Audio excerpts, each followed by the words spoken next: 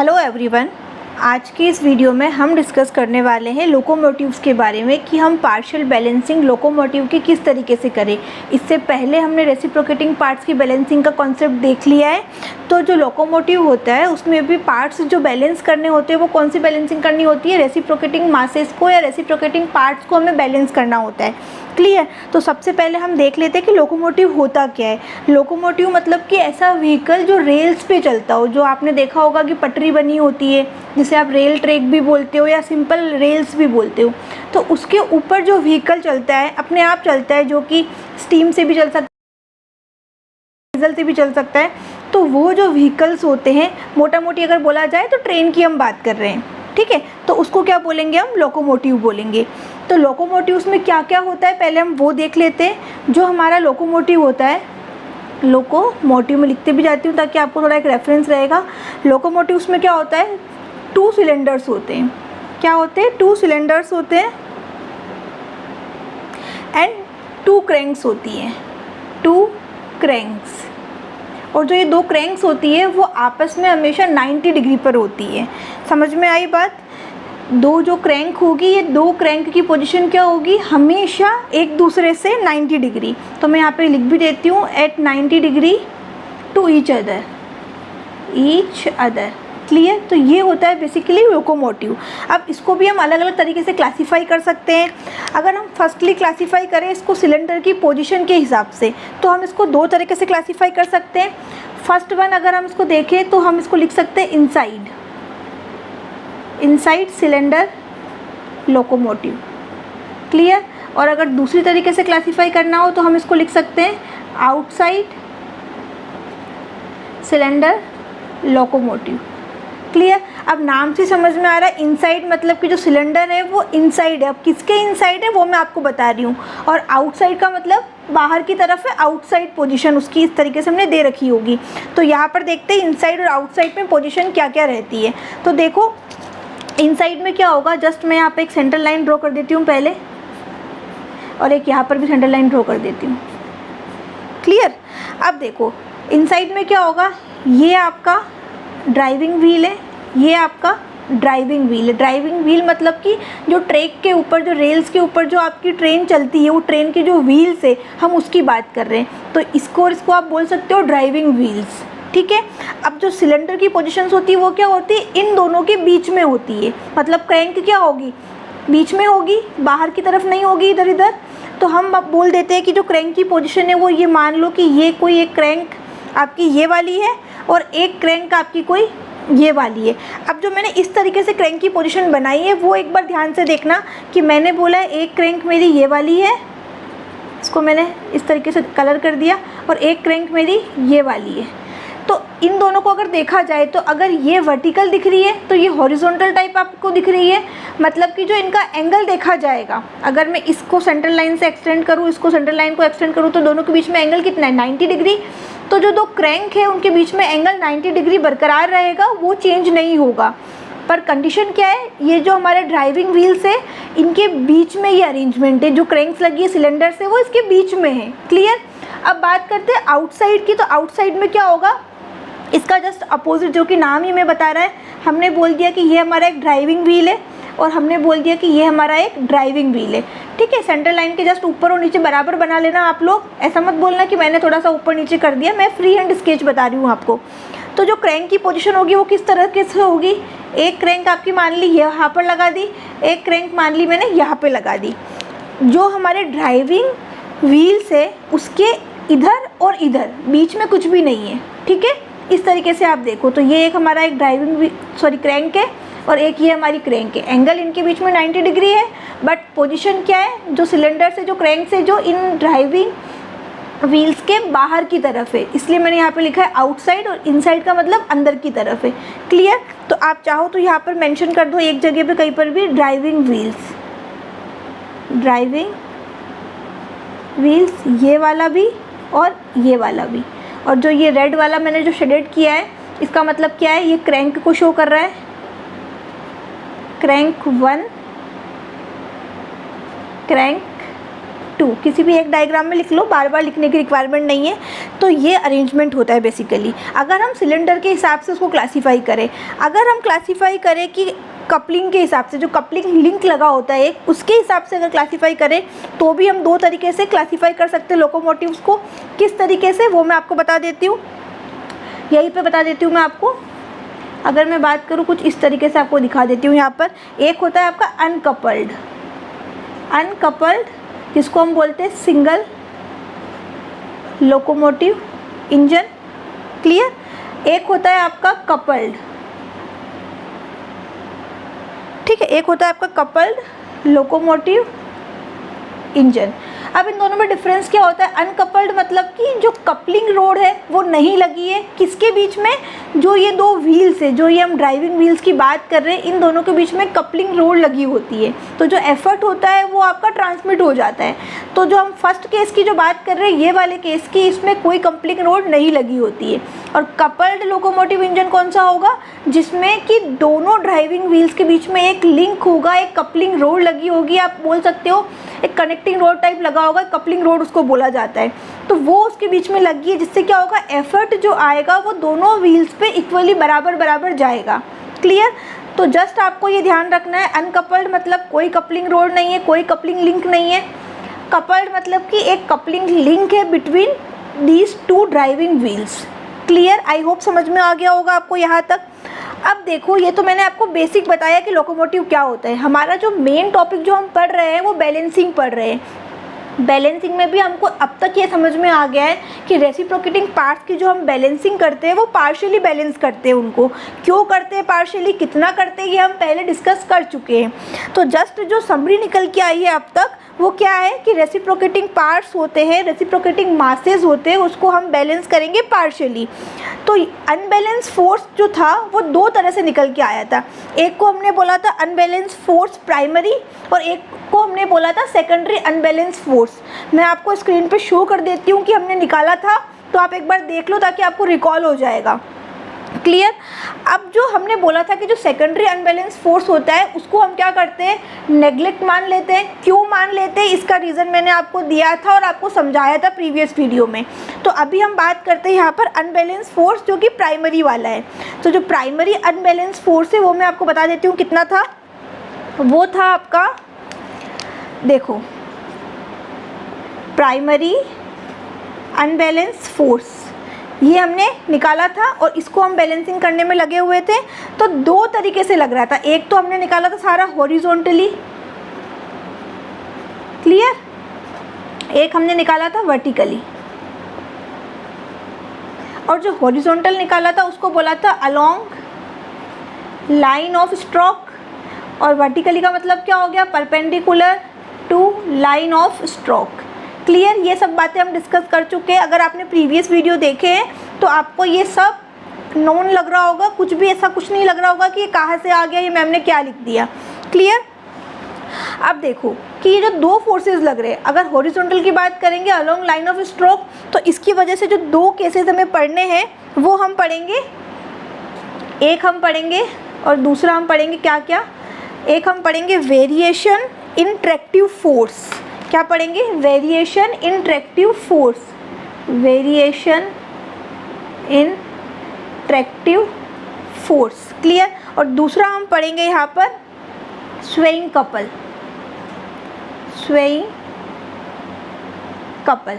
और अगर जो वर्टिकली की बात करें, जो कि perpendicular to line of stroke लग रहा है, इसकी वजह से हमें पढ़ना पड़ेगा हैमर ब्लो, ठीक है। ये सब एग्जाम में आपको शॉर्ट में 4 मार्क्स के क्वेश्चन बन सकते हैं, या फिर आपको बड़ा क्वेश्चन भी आपको थ्योरेटिकल पूछ सकता है कि आपको कंसेप्ट समझाना है, डेरिवेशन दिखाना है वहाँ पर, और इसका न्यूमेरिकल भी एग्जाम में आ सकता है।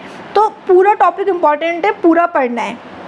अब देखो, हमने बोला कि हॉरिजॉन्टली हमारे पास 2 कंडीशन बन रही है, एक तो है ट्रैक्टिव फोर्स और एक होता है स्वेइंग कपल। फोर्स और कपल की बात पे फोकस करो। जो भी यहाँ पर अनबैलेंस हो रहा था, जो सिस्टम में अनबैलेंस फोर्स निकल के आ रहा था कि अनबैलेंसिंग हो रही है, तो वो क्यों हो रही है, क्योंकि वहाँ पर शेकिंग फोर्स प्रेजेंट था और शेकिंग कपल प्रेजेंट था। तो फोर्स का ही एक तरीके से हमने बोल दिया कि ट्रैक्टिव फोर्स, और कपल को ही हमने बोल दिया स्वेइंग कपल। अब इसको स्वेइंग कपल ही क्यों बोला है वो मैं आपको पढ़ाऊंगी, तब मैं आपको एक्सप्लेन भी कर दूंगी। एंड हैमर ब्लो में क्या होता है ये भी हम पूरा पढ़ेंगे। अभी फर्स्ट हम स्टार्ट करेंगे वेरिएशन इन ट्रैक्टिव फोर्स, कि वेरिएशन इन ट्रैक्टिव फोर्स क्या होता है और इसका डेरिवेशन हम किस तरीके से करेंगे।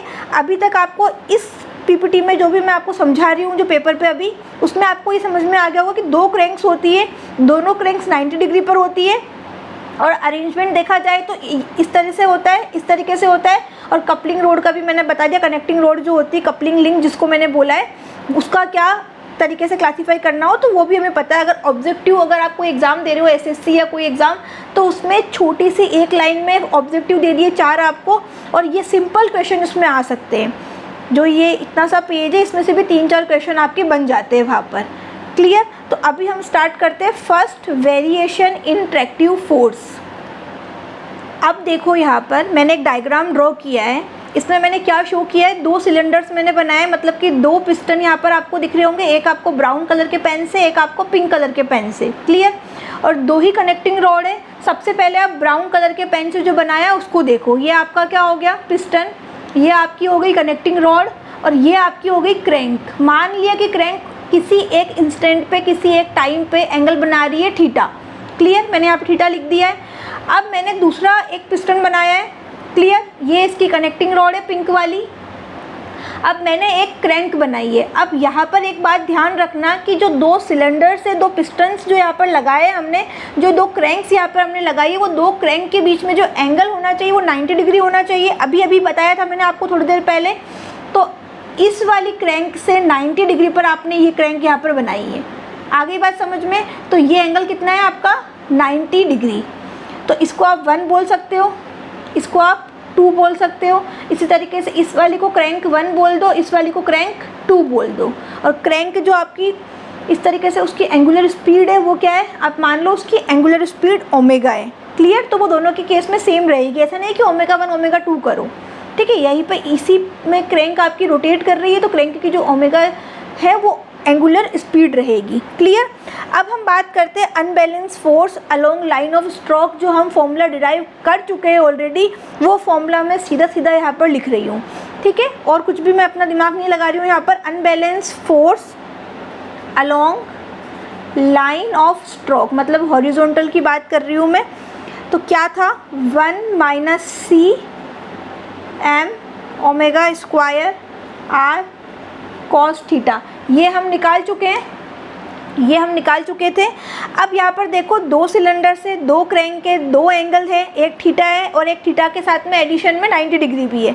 तो हमें यहाँ पर 2 इक्वेशंस निकालनी पड़ेगी, सिलेंडर 1 सिलेंडर 2, उसके हिसाब से हमें 2 बार इक्वेशंस लिखनी पड़ेगी। तो हम यहाँ पर लिख लेते हैं, मैं आपको यहाँ पर बता देती हूँ। 4 सिलेंडर 1 मतलब कि ये ब्राउन कलर का पेन से जो सिलेंडर बनाया है, पिस्टन बनाया है, वो उसको देखो आप, तो एंगल कितना है, थीटा है। तो उस केस में क्या होगा आपका unbalance force 1 - c m omega square r cos, और थीटा का थीटा ही रहेगा।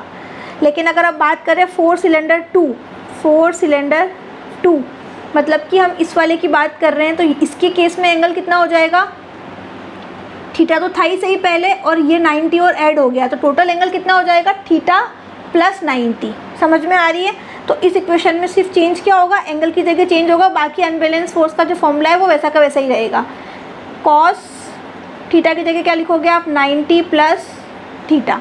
समझ में आ गई बात? आप चाहो तो यहाँ पर इनको इक्वेशंस दे सकते हो, 1 और 2। मैं यहाँ पे दे देती हूँ इक्वेशन नंबर 1, इक्वेशन नंबर 2। अब ट्रैक्टिव फोर्स की हम बात करें। बेसिकली ट्रैक्टिव फोर्स होता क्या है, हम जो ये डेरिवेशन कर रहे हैं ये किसके लिए कर रहे हैं, ट्रैक्टिव फोर्स के लिए कर रहे हैं, कि वेरिएशन इन ट्रैक्टिव फोर्स हम निकाल सकें, कब मैक्सिमम होगा कब मिनिमम होगा, सब कुछ हम यहाँ पर निकालेंगे। तो ट्रैक्टिव फोर्स क्या होता है, आपका रिजल्टेंट अनबैलेंस फोर्स होता है, जो कि इन दोनों सिलेंडर्स की वजह से कितना रिजल्टेंट आपका अनबैलेंस फोर्स है सिस्टम में, उसी को हमने ट्रैक्टिव फोर्स बोला है, और कुछ भी नहीं है। ठीक है? तो मैं यहाँ पर शॉर्ट में लिख भी देती हूँ, ट्रैक्टिव फोर्स मतलब कि मैंने क्या बोला है यहाँ पर, resultant unbalance force due to 2 cylinders. Clear, ये हम बात कर रहे हैं। तो ये हमें निकालने के लिए क्या होगा, इक्वेशन 1 और इक्वेशन 2 को हम ऐड कर लें कि सिस्टम में 1 की वजह से क्या हो रहा है और 2 की वजह से क्या हो रहा है। वही चीज़ें मैंने इक्वेशन 1 और इक्वेशन 2 में बताई है आपको कि unbalance force along line of stroke कितना कितना है। तो जस्ट आपको इक्वेशन 1 और इक्वेशन 2 को क्या कर लेना है, ऐड कर लेना है। तो आपके पास में ट्रैक्टिव फोर्स आ जाएगा। ट्रैक्टिव फोर्स को आप डिनोट कर लो FT से, या तो आप ट्रैक्टिव फोर्स ही लिखो हर जगह, या फिर आप शॉर्ट में लिख लो FT। तो FT क्या हो जाएगा आपका, FT हो जाएगा इक्वेशन 1 प्लस इक्वेशन 2। तो अगर मैं इन दोनों को ऐड करूँ तो देखो 1 minus C M omega square R, इसमें भी है और इसमें भी है, तो उसको आप कॉमन ले लो। ब्रैकेट में क्या बचेगा, सिर्फ कॉस वाली टर्म्स बचेगी। तो पूरा ना लिख के हम क्या करेंगे, 1 minus C M omega square R. अब कॉस थीटा वाली टर्म्स बची है तो मैं क्या करूँगी, कॉस थीटा, और एक में क्या बचा है, कॉस 90 प्लस थीटा। तो यही इक्वेशन बन रही है और इसके अलावा कुछ भी नहीं है। चाहो तो इसको और सिंप्लीफाई कर लो। सिंप्लीफाई किस तरीके से, 1 minus C M omega square R, cos theta का कॉस थीटा ही रख सकते हैं। कॉस 90 प्लस थीटा क्या होता है, माइनस साइन थीटा। ठीक है, ये बेसिक्स आपको पता होंगे आई होप। तो ये साइन थीटा और माइनस यहाँ पर आएगा क्योंकि कॉस 90 प्लस थीटा की वैल्यू होती है माइनस साइन थीटा। तो इस तरीके से मैंने यहाँ पर इसको सिंप्लीफाई कर दिया है। इसको मैंने दे दिया इक्वेशन 3 नाम। क्लियर। तो ये इक्वेशन 3 क्या शो कर रहा है, इक्वेशन 3 शो कर रहा है आपका ट्रैक्टिव फोर्स कितना है सिस्टम में, इस वाले सिस्टम में। अब अगर मैं बात करूँ कि कब मैक्सिमम होगा कब मिनिमम होगा, तो हमने जो अप्लाइड मैथमेटिक्स होती है या फिर आपकी इंजीनियरिंग मैथ आपने पढ़ा है, तो उसमें आपने सबसे इनिशियली आपको सिखाया जाता है मैक्सिमा फाइंड करना, मिनिमा फाइंड करना, ये आपने कर रखा होगा।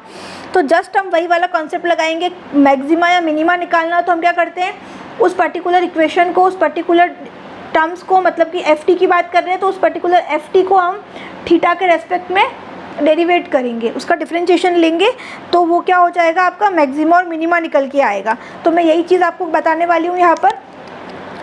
तो फॉर, मैं यहीं पे लिख देती हूँ एक बार, फॉर मैक्स और मिनिमम ट्रैक्टिव फोर्स, कंडीशन क्या बनेगी, d by d theta FT is equal to 0। मतलब इक्वेशन 3 को आपने क्या किया है, इक्वेशन 3 जो है उसका d by d theta is equal to 0। समझ में आ रही बात, या तो ये बोलो या ये बोलो, सेम बात है। क्लियर।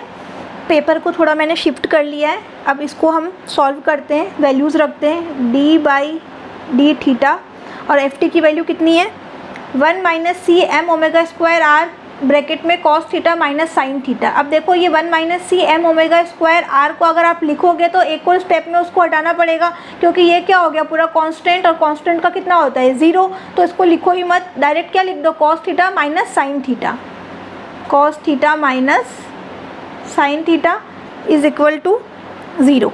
क्लियर।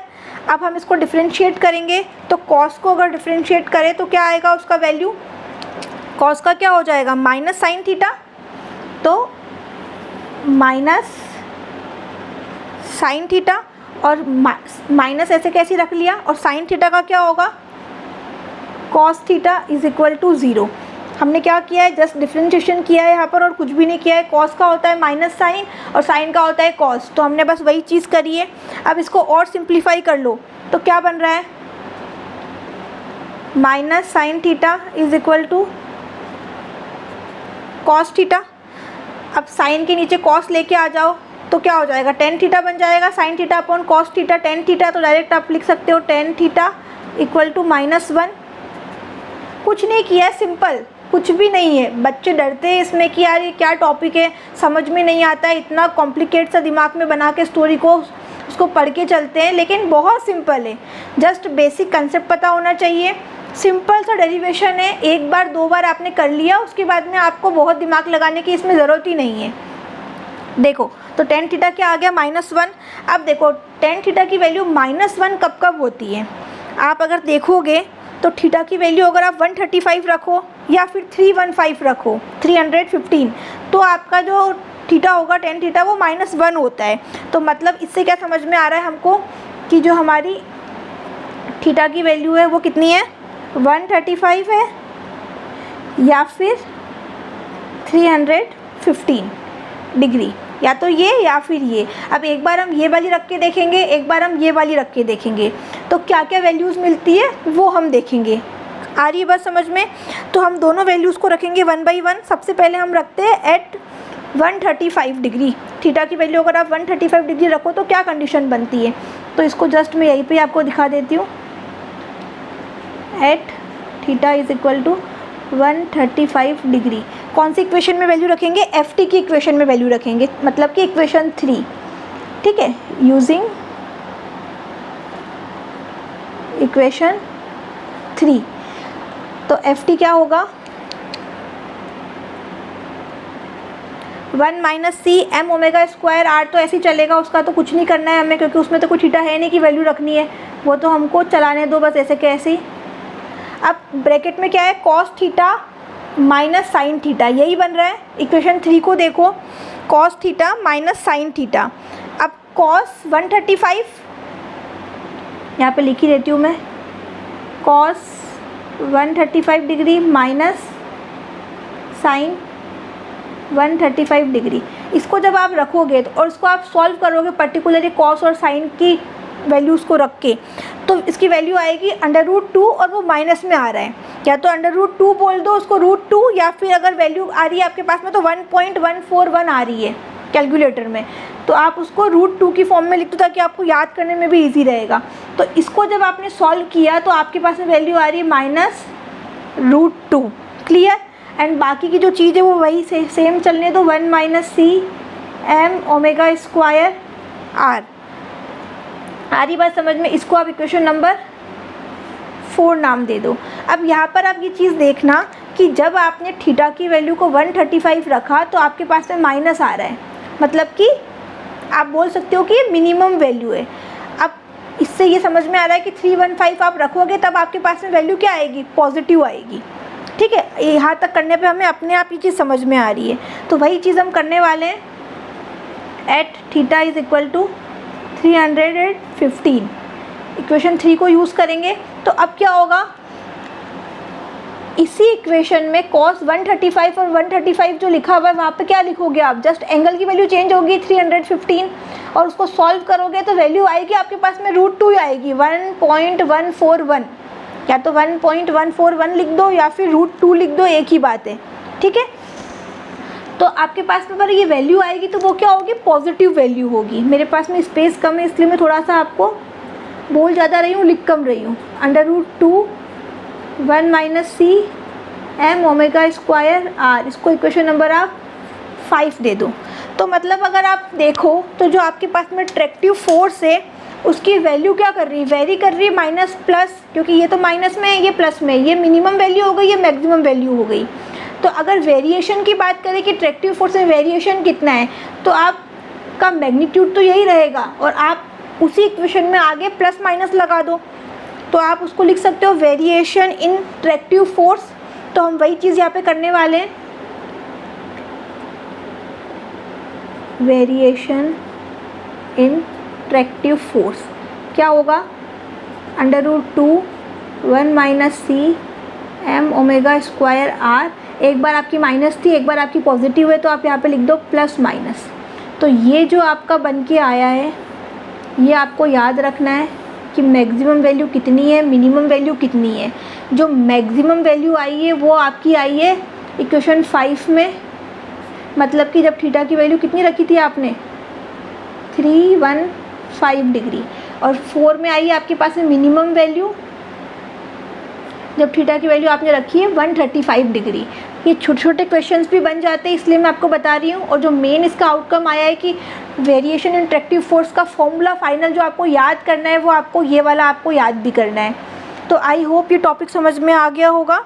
इसके बाद में हम पढ़ेंगे स्वेइंग कपल, और उसके बाद में पढ़ेंगे हैमर ब्लो, एंड देन करेंगे हम उसके न्यूमेरिकल्स। तो उसके बाद में ये आपका टॉपिक पूरा क्लियर हो जाएगा, क्रिस्टल क्लियर आपको समझ में आएगा। और आप मुझे कमेंट में बताना कि ये टॉपिक आपको कैसा समझ में आया, और अपने फ्रेंड्स के साथ इस वीडियो को शेयर करना। एंड अगर कोई क्वेरी हो या कोई सब्जेक्ट या कोई टॉपिक आप पढ़ना चाहते हो तो आप मुझे कमेंट सेक्शन में बता सकते हो। Thank you so much.